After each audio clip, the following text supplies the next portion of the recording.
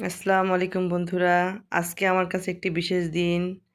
কারণ এই দিনে আমার বড় মেয়ে পৃথিবীতে এসেছে। মা হওয়ার যে কি অনুভূতি সেটা তোমরা জানো। প্রথম মা হওয়া, যারা মা হয়েছে অনুভূতিটাই আলাদা।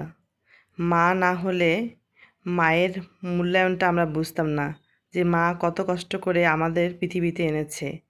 মেয়ে হওয়ার পরে আমি তো 3 দিন কারোর সঙ্গে কথাই বলিনি। শুধু মেয়ের মুখের দিকে তাকিয়েছিলাম আর বেবি বেবি বলতেছিলাম। সেই মেয়ের আজকে জন্মদিন। আর কিছু স্পেশাল না করে পারি? যতটুকু পারি, মেয়ের যেহেতু পরীক্ষা চলছে, তার মধ্যে একটু পোলাও করতেছি। পোলাও, তারপর এই যে পোলাওটা ভুনা করে নিচ্ছি, এরপরে পানি দেব। পোলাও রান্না করা তোমরা সবাই কম বেশি জানো।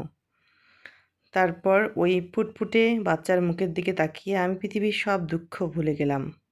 আর এই বাচ্চা হওয়ার পরে একটা মেয়ে যতই অচালু থাক, সে এমনি চালু হয়ে যায়। বুঝছো বন্ধুরা? তোমরা ভালো করে খেয়াল করবে। তারপর ছোটো মেয়ে বায়না ধরেছে, আপুর জন্মদিনে একটা ছোটোখাটো পার্টি দাও মা। আমরা 4 জন মিলে একটা কেক কাটলাম, চকলেট কেক। মেয়ে বলল চকলেট কেক আনতে হবে, চকলেট কেক ছাড়া আমার চলবে না।